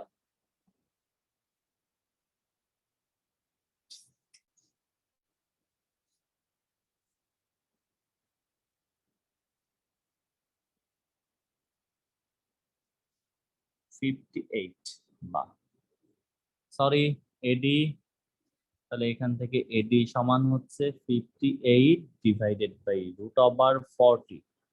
58 বাই হচ্ছে 2 রুট 10, এটাকে বলা হয় 29 বাই হচ্ছে রুট ওভার 10। এটা আমাদের অ্যান্সার।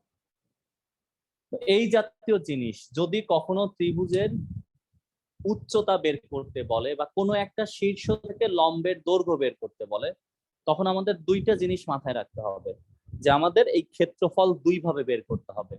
আগে আমরা শীর্ষ দিয়ে ক্ষেত্রফল বের করব, ওই শীর্ষ দিয়ে ক্ষেত্রফল বের করার পরে আমরা যে কি করব, শীর্ষ দিয়ে ক্ষেত্রফল বের করার পরে যে আমরা আবার হাফ ইন্টু ভূমি ইন্টু উচ্চতায় ক্ষেত্রফল বের করব। ভূমি যেহেতু দেওয়া থাকবে, ওইখান থেকে আমরা উচ্চতার মান বের করতে পারবো। এই হলো আমাদের কাজ। এখন আমরা আমাদের ক্ষেত্রফলে এই কঠিন থাকতে পারে, তাছাড়া নর্মাল ক্ষেত্রফল বের করতে বললে ওইটা তো আমরা পারবোই, ওটা নিয়ে আমাদের কোনো ঝামেলা নাই। এখন আমরা যে কাজ করব, আমরা আসল জিনিসে যাচ্ছি, সেটা হচ্ছে ঢালে।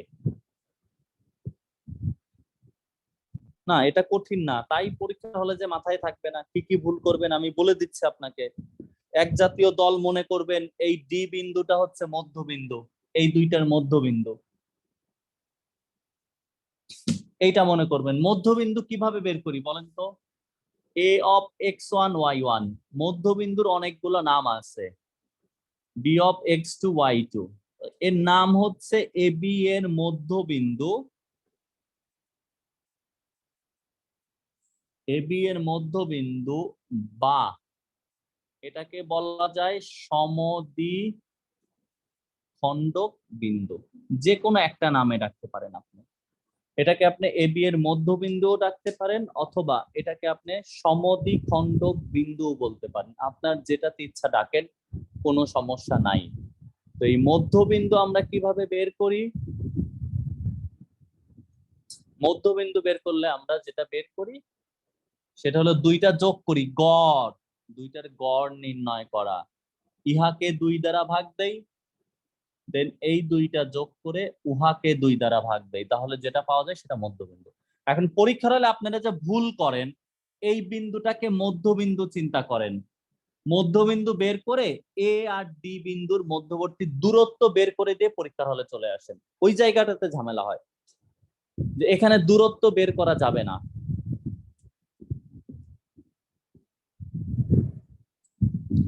এখানে দূরত্ব বের করা যাবে না, এটা একটু মাথায় রাখতে হবে। দূরত্ব ছাড়া কাজ করতে হবে, কারণ আমরা তো জানি না, এক্সাক্ট শিওর না ওইটা মধ্যবিন্দু। সম বাহু হলে ওইটা মধ্যবিন্দু হইতো, এই জিনিসটা একটু মাথায় রাখবেন।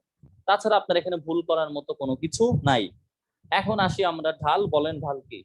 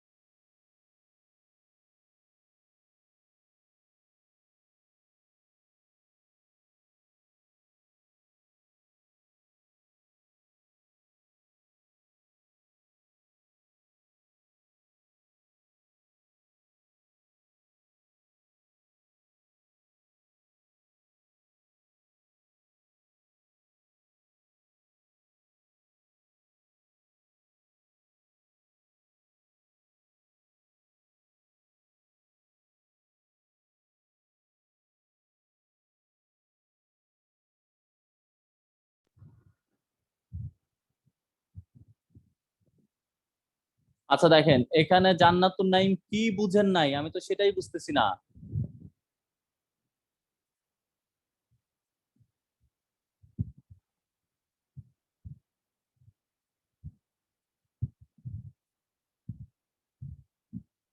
এই তিনটা ইকুয়াল থাকে এটাকে তো অভেদ বলে, এটা আপনাদের আংশিক ভগ্নাংশে ছিল তো এই চিহ্নটা অভেদ।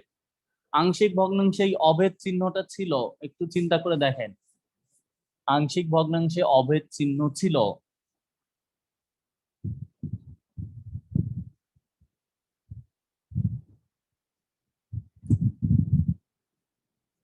আচ্ছা, এখন অনেকেই ঢালের অনেক রকম সংজ্ঞা বলছেন, আলহামদুলিল্লাহ। যে একটা রেখা এক্স অক্ষের ধনাত্মক দিকের সাথে যে কোণ উৎপন্ন করে তার ট্যানজেন্টকে মানকে ঢাল বলে। আচ্ছা, ঢাল ফর্মাল সংজ্ঞা যেটা বললেন ঠিক আছে, ফর্মাল সংজ্ঞা যেটা বলবেন ঠিক আছে। তো অ্যাকচুয়ালি ঢাল আমরা এটা দ্বারা বের করি, এক্স এর একক পরিবর্তনের জন্য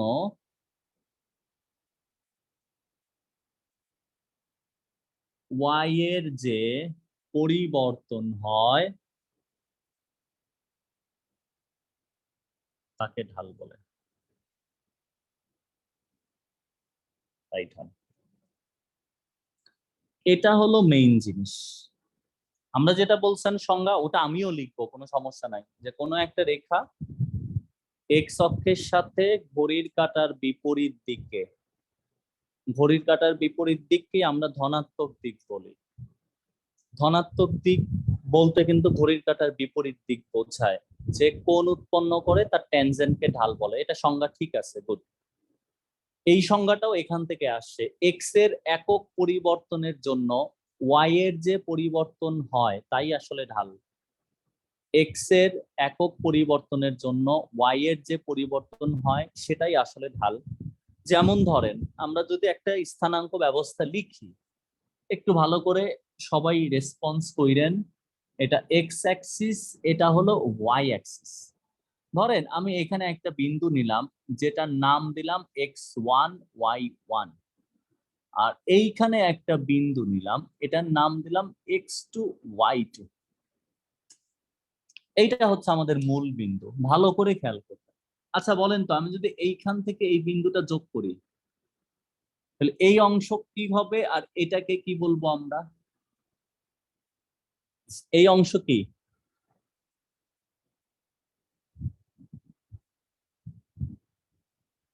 জি, আমরা নর্মালি এটা যদি এক্স ওয়ান ওয়াই ওয়ান হয় এটাকে আমরা বলি হচ্ছে এক্স ওয়ান, এটাকে বলি ওয়াই ওয়ান। এবার একটু ভালো করে খেয়াল করেন, আমরা যদি এইখান থেকেও একটা লম্ব টানি, এই যে অংশটা এইটাকে বলি আমরা হলো এক্স টু, এই টোটালটা, আর এই টোটাল জিনিসটাকে বলি হচ্ছে আমরা ওয়াই টু। এখন একটু ভালো করে চিন্তা করেন, একটু প্র্যাকটিক্যালি চিন্তা ভাবনা করেন, এই এ থেকে বি বিন্দুতে যখন যাচ্ছি, এ থেকে বি তে যখন যাচ্ছেন, আমার এক্স এর পরিবর্তন হয়েছে কতটুকু? আমাদের এক্স এর পরিবর্তন হয়েছে এইটুকু, এইটুকু। আপনি যাচ্ছেন এ থেকে বি তে, তাহলে আপনার এইটুকু হলো এক্স এর পরিবর্তন। এখন বলেন এটা যদি এক্স ওয়ান হয়, এটা যদি এক্স টু হয়, তাহলে এই নীল কালারের এই রেখাটা কত হবে? নীল কালারের রেখাটা কত হবে? জি, এটাকে আমরা বলতেছি x two minus x one. Okay, thank you. আপনার এত ব্রিলিয়ান্ট কিভাবে, বলেন কিভাবে সম্ভব? দেন আসেন, এটা হলো এক্স এর পরিবর্তন। আর এইখান থেকে এইখানে যে যাচ্ছেন, ভালো করে, আপনি তো আগে এখানে ছিলেন, এখান থেকে মানে এইখানে ছিলেন, এখান থেকে এখানে যাচ্ছেন, তাহলে এই অংশটুকুকে ওয়াই এর পরিবর্তন কত বলেন তো? ওয়াই এর পরিবর্তন কত? জি, এই অংশটা, এই অংশটুকে ওয়াই এর পরিবর্তন হচ্ছে y two minus y one. এখন দেখেন আমরা এখন কি লিখতে পারি?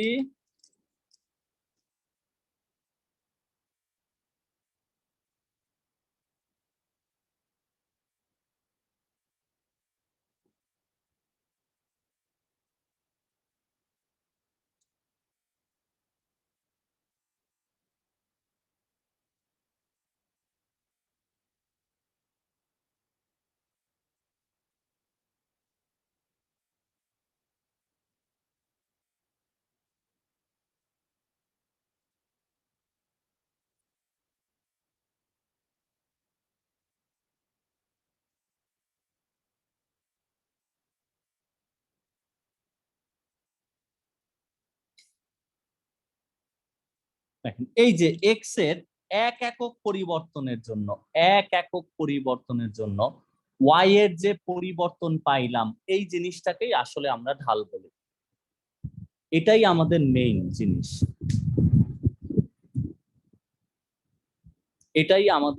জিনিস, যে এক্স এর এক একক পরিবর্তনের জন্য ওয়াই এর যে মান পাইলাম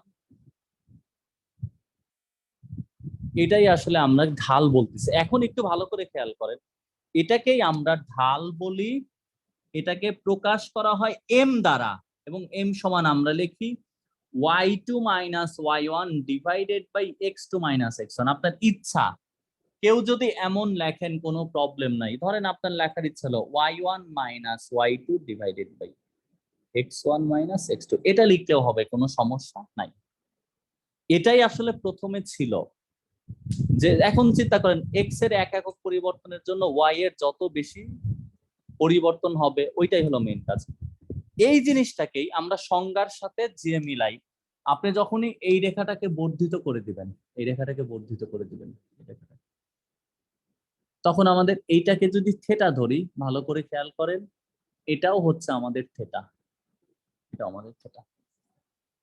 তখন দেখা গেল এই ত্রিভুজ থেকে এইটা হচ্ছে আমাদের লম্বের মান y2 মাইনাস y1, এটা হচ্ছে আমাদের লম্ব, আর x2 মাইনাস x1 এটা হচ্ছে আমাদের ভূমি। তো এই লম্ব বাই ভূমি এটাকে সমান আমরা ত্রিকোণমিতিতে বলি হচ্ছে tan থিটা। এইখান থেকেই আসলে আমরা বলি ঢাল m সমান হচ্ছে কত, tan থিটা। প্রথমে কিন্তু এই কনসেপ্টটা ছিল, তখন দেখা গেল যে এটা tan থিটার সাথে সাদৃশ, তখন আমরা ঢাল m সমান বলি হচ্ছে tan থিটা। এইখান থেকে পরে ওই সংজ্ঞাটা আসলো যে কোন সরল রেখা এক্স অক্ষের ধনাত্মক দিকের সাথে ঘড়ির কাঁটার বিপরীত দিকে, ধনাত্মক দিক মানে ঘড়ির কাঁটার বিপরীত দিক, যে কোণ উৎপন্ন করে তার ট্যানজেন্টকে ঢাল বলে। অর্থাৎ কোণ যদি 30 ডিগ্রি হয় ঢাল tan 30, কোণ যদি 40 ডিগ্রি হয় ঢাল tan 40, কোণ যদি 60 ডিগ্রি হয় ঢাল হচ্ছে tan 60। তাহলে আমরা ঢালের দুইটা জিনিস দেখলাম, এম হচ্ছে একটা হলো ওয়াই এর পরিবর্তন বাই এক্স এর পরিবর্তন, আর একটা হচ্ছে tan থিটা। এর বাইরে আরেকটা সূত্র আমরা জানি, এটা হলো দুইটা। দেন যদি সরল রেখার সমীকরণ দেয়া থাকে, ধরেন আপনার সরল রেখার সমীকরণ দেয়া থাকলো ax plus by plus c equal 0 রেখার ঢাল, এক্ষেত্রে m সমান হচ্ছে মাইনাস, হলো সামনে সবসময় সূত্রে মাইনাস থাকবেই, উপরে হলো x এর সহগ ডিভাইডেড বাই নিচে হলো y এর সহগ। এই দুটো আপনার মাথায় রাখতে হবে। তো আলটিমেটলি ঢালের সূত্র হচ্ছে তিনটা, মাথায় রাখতে হবে। যদি কোণ দেয়া থাকে 30 40 60 70, যদি কোণ দেয়া থাকে তাহলে ঢাল tan থিটা। যদি দুইটা বিন্দু দেয়া থাকে তাহলে y1 minus y2 by x1 minus x2। আর যদি সরল রেখার ইকুয়েশন সমীকরণ দেয়া থাকে তাহলে মাইনাস x এর সহগ বাই y এর সহগ। আপনাকে ধরেন বললো এরকম আপনাকে বলে দিল যে 5x minus 7y plus 10 equal 0 রেখার ঢাল কত, আপনাকে এইটা ধরেন বললো। তখন এইটার ঢাল আমরা ডিরেক্ট বের করি, যে ঢাল m সমান হচ্ছে মাইনাস উপরে x এর সহগ, এই যে x এর সাথে কত আছে 5, নিচে y এর সহগ, অবশ্যই সবসময় চিহ্ন সহ, y এর সহগ কত মাইনাস 7। তাহলে আপনি এখানে কত পাচ্ছেন 5/7। তো মোটামুটি এই তিনটা ওয়েতে আমরা ঢাল নির্ণয় করি। এখন আসেন আপনারা যে সংজ্ঞা দেন এক্স এর ধনাত্মক দিকের সাথে, হ্যাঁ ওটা থাকলেও হবে, তবে এক্স এর সহগ ওয়াই এর সহগকে করলে দ্রুত হয়। আবার ওইটা ওইভাবে সাজাবেন Y equal M X plus C, এগুলো আমরা নেক্সট ক্লাসে দেখবো। আসলে Y equals M X plus C এটার সংজ্ঞাও ভাই ঢাল থেকেই আসছে।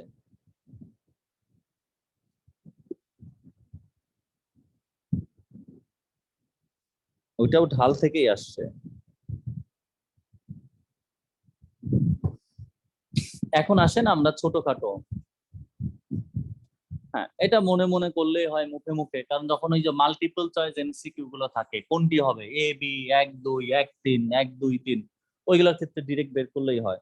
এখন আমাকে বলেন, ভালো করে চিন্তা ভাবনা করে বললেন সবাই, খবর আছে, ফাঁসি দিয়ে মেরে ফেলবো যদি ভুল করেন। এক্স প্রাইম এটা 0।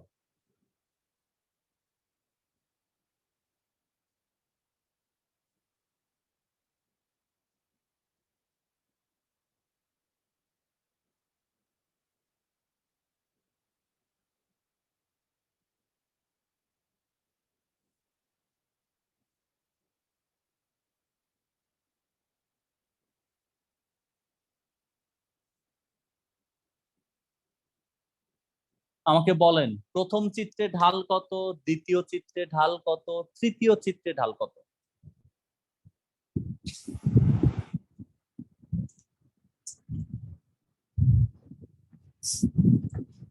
জি, অলরেডি একজন বলছে প্রথমটার ঢাল √3। ওকে, মানলাম প্রথমটার ঢাল হচ্ছে, যেহেতু কোণ দেওয়া আছে তাহলে m সমান tan থিটা, তাহলে tan 60, অর্থাৎ এর মান হচ্ছে √3। ওকে, এবার দ্বিতীয়টার ঢাল বলেন।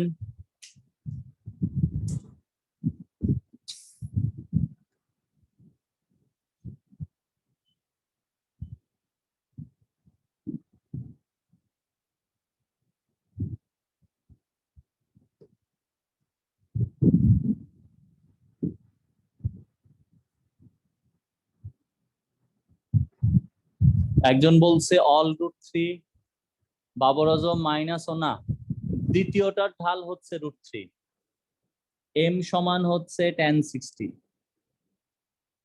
মানে √3। এবার তৃতীয়টার ঢাল বলেন, থার্ডটা, তৃতীয়টা বোঝাচ্ছি। জি, লাস্টেরটার ঢাল হচ্ছে m সমান tan 120 ডিগ্রি সমান হচ্ছে -√3। এটা এটা একটু মাথায় রাখতে হবে। দেখেন রেখাটা কোথায় আছে সেটা ইম্পর্টেন্ট না, এক্স অক্ষের মানে মূল বিন্দুর ডান পাশে বাম পাশে কোথায় আছে ইম্পর্টেন্ট না, ইম্পর্টেন্ট কোন। আপনাকে জাস্ট দেখতে হবে কোনটা ঘড়ির কাঁটার বিপরীত দিকে আছে কিনা।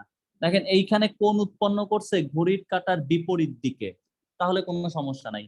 এখানেও কোন উৎপন্ন করছে ঘড়ির কাঁটার বিপরীত দিকে, কিন্তু এইখানে যে কোনটা উৎপন্ন করছে অক্ষের সাথে, ভালো করে খেয়াল করেন, এটা সে ঘড়ির কাঁটার দিকে করছে, ঘড়ির কাঁটার দিকে। তো ঘড়ির কাঁটার দিকে যে কোণ উৎপন্ন করে তার ট্যানজেন্টকে ঢাল বলে না, ঢাল বলে হচ্ছে ঘড়ির কাঁটার বিপরীত দিকে যে কোণ উৎপন্ন করবে। অর্থাৎ এই কোণটা আপনাকে বের করে নিতে হবে যে থিটা সমান 120 ডিগ্রি, এখান থেকে ঢাল আসবে -√3। এক্স অক্ষের মানে মূল বিন্দু ডানে বামে ইম্পর্টেন্ট না।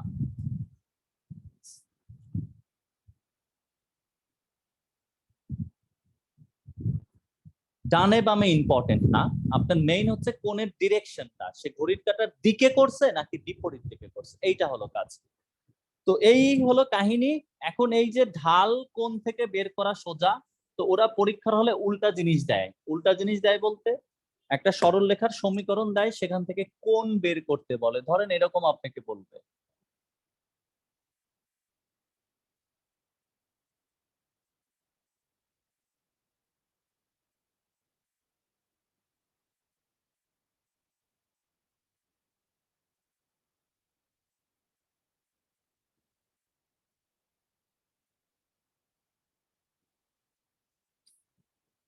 আপনাকে একটা রেখার সমীকরণ দিবে অথবা দুইটা বিন্দু দিবে, দুইটা বিন্দু দিয়ে বলবে এত এত বিন্দুদের সংযোজক রেখা এক্স অক্ষের সাথে কত কোণ উৎপন্ন করে, অথবা ওয়াই অক্ষের সাথে কত কোণ উৎপন্ন করে।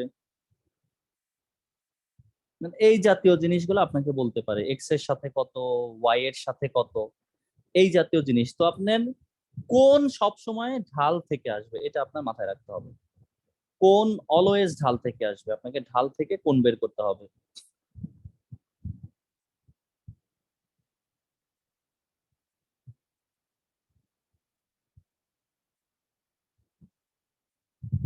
তো এখান থেকে আমরা অলওয়েজ ঢাল বের করি। আমরা প্রথমে কি করি, এম এর মান বের করি। এই ভুল হয়েছে, 120 না, মাইনাস, উপরে এক্স এর সহগ, এক্স এর সহগ হচ্ছে √3, নিচে ওয়াই এর সহগ হচ্ছে -1। দেন আমরা যে কাজ করি দেখেন, এখান থেকে আসতেছে আমাদের √3, তখন এম সমান আমি বসায় দেই tan থিটা। ইকুয়াল এই √3 সাথে tan এর একটা সম্পর্ক আছে tan 60 ডিগ্রি, অতএব এখান থেকে আপনি থিটা সমান পাবেন 60 ডিগ্রি। অর্থাৎ আমার এই রেখাটা এক্স অক্ষের সাথে 60 ডিগ্রি কোণ উৎপন্ন করে, রেখাটা এক্স অক্ষের সাথে 60 ডিগ্রি কোণ উৎপন্ন করে।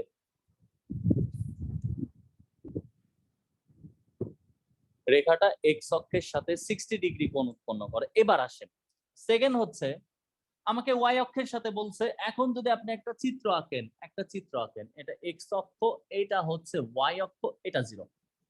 এখন দেখেন এখানে ভাই এক্স এর মান হচ্ছে পজিটিভ, ওয়াই হচ্ছে নেগেটিভ, তাহলে এক্স পজিটিভ, আসলে রেখাটা এইভাবে গেছে, এইভাবে রেখাটা গেছে, এইভাবে গেছে, যে সে এক্স অক্ষের সাথে কত ডিগ্রি কোণ উৎপন্ন করছে 60 ডিগ্রি। এখন আপনারাই বলেন এই কোণ কত ডিগ্রি, আপনারাই অ্যান্সার দেন, এই কোণ কত ডিগ্রি?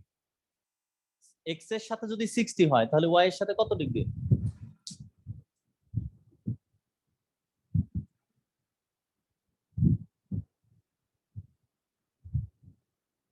যে এটা হচ্ছে 30, তাহলে আপনি জানেন ওয়াই অক্ষের সাথে 30। সো আমরা এক্স অক্ষের সাথে যদি কোণ বের করতে পারি তাহলে অবশ্যই ওয়াই অক্ষের সাথে কোণ বের করতে পারবো, কোনো প্রবলেম হবে না। আপনি 90 থেকে বিয়োগ দিলেই ওয়াই অক্ষের সাথে কোণ পাওয়া যাবে, 90 থেকে বিয়োগ দিলেই ওয়াই অক্ষের সাথে কোণ নির্ণয় করা যাবে, কোনো প্রবলেম নাই। সো ঢাল থেকে আমরা অলওয়েজ এক্স এর সাথে কোণ বের করতে পারবো। এখন আমাকে বলেন ঢালের মান যদি নেগেটিভ হয় তাহলে এক্স অক্ষের সাথে কি ধরনের কোণ উৎপন্ন করবে, সূক্ষ্ম কোণ নাকি স্থূল কোণ? ঢালের মান যদি নেগেটিভ হয় এক্স অক্ষের সাথে কি ধরনের কোণ উৎপন্ন করবে, সূক্ষ্ম কোণ নাকি স্থূল কোণ?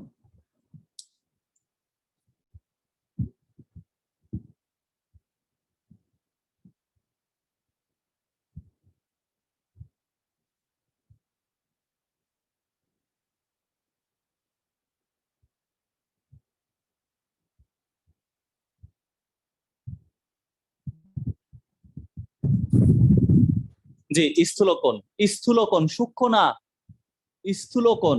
ঢাল নেগেটিভ হলে স্থূল কোণ উৎপন্ন করবে, ঢাল পজিটিভ হলে সূক্ষ্ম কোণ উৎপন্ন করবে। তো এই গেল জিনিস, ঢাল সংক্রান্ত 3 ভাবে বের করা যায়। এটা আমরা সামনের দিন আরো সামনের দিকে নিয়ে যাব, যে আমরা যত সরল রেখার সমীকরণ করি আসলে সব সমীকরণ ঢাল থেকে আসছে। আমরা যত সরল রেখার সমীকরণ করি সব সমীকরণ ঢাল থেকে আসছে। এখন আপনাকে একটু মুখস্থ মাথায় রাখতে হবে এমসিকিউ এর জন্য, এক্স অক্ষের সমান্তরাল রেখার ঢাল।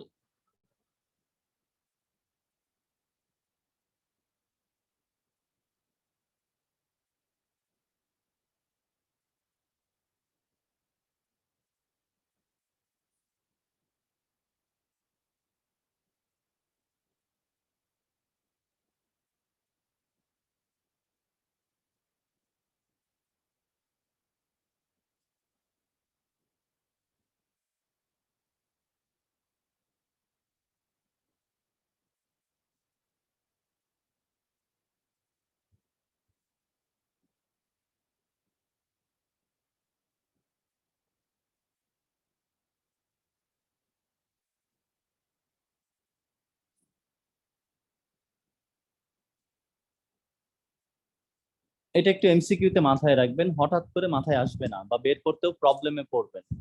তো এই জিনিস মুখস্থ রাখা ভালো। এক্স অক্ষের সমান্তরাল অথবা এক্স অক্ষের নিজের, এক্স অক্ষের সমান্তরাল অথবা এক্স অক্ষের নিজের, একটু মাথায় রাখবেন।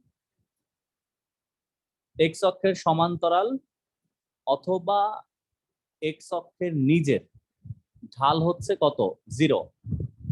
আর এক্স অক্ষের লম্ব যদি হয় তার ঢাল হচ্ছে কত, 1/0। দেখেন একটা রেখা এক্স অক্ষের সমান্তরাল, এটা এক্স এর সমান্তরাল, তাহলে এক্স এর সাথে সে কোনো কোণ উৎপন্ন করবে না, এর ঢাল এম সমান হচ্ছে আমরা tan 0 ডিগ্রি লিখি, যেটাকে বলি 0। আর একটা রেখা যদি এক্স অক্ষের উপর লম্ব হয়, যদি এক্স অক্ষের উপর লম্ব হয় তাহলে এটা 90 হয়, তাহলে তার ঢাল এম সমান tan 90। tan 90 কে বিভিন্ন ভাবে ডাকা যায়, কখনো আমরা অসংজ্ঞায়িত বলি, কখনো প্রান্তিক মানে ইনফিনিটি বলি, কখনো আমরা এটাকে 1/0 বলি, যাই বলেন। যদি এক্স অক্ষের সমান্তরাল তাহলে হচ্ছে এক্স অক্ষের সাথে 0 ডিগ্রি কোণ উৎপন্ন করবে, তাহলে tan 0। আর এক্স অক্ষের উপর লম্ব যদি ওয়াই এর সমান্তরাল হয় তাহলে tan 90। tan 90 এর মান যা বলেন তাই। এই সমান্তরাল তো 0 ডিগ্রি হবে। কোণ কখন উৎপন্ন হয়? কোণ কখন উৎপন্ন হয়? এখানে 0 বলতে আসলে কোনো মান বোঝাই নাই। 0 বলতে বোঝাইছে কোণ উৎপন্ন হয় নাই। 0 বলতে বোঝাইছে কোণ উৎপন্ন হয় নাই। 0 বলতে বোঝানো হয়েছে কোণ উৎপন্ন হয় নাই। 0 বলতে বোঝানো হয়েছে কোণ উৎপন্ন হয় নাই। দুইটা সরল রেখা যদি পরস্পরকে ছেদ করে তাহলেই তাদের মধ্যে কোণ উৎপন্ন হবে। এখানে তো ছেদ করবেই না সমান্তরাল রেখা, তাহলে কোণ কিভাবে উৎপন্ন করবে? তো কোণ নাই মানে ওটাকে আমরা 0 ধরে নিছি। এই হলো কাজ। তো আমাদের আজকে এতটুকুই থাক। এখান থেকে আমরা নেক্সট ক্লাসে সমান্তরাল লম্ব দেখব, এবং আমরা যে দেখব ঢাল থেকে সব সমীকরণ প্লাস বিভিন্ন টাইপের কঠিন অঙ্ক আছে, ওই 2-3টা অঙ্ক দেখবো আমরা, যেগুলো করতে যে একটু ঝামেলায় পড়বো সৃজনশীলে। চিত্র টাইপের 2-3টা প্রবলেম দেখবো, এটা দেখলেই আমাদের মোটামুটি কাজ শেষ। আজকে এতটুকুই থাক। এখন যে সবাই খেলা দেখে।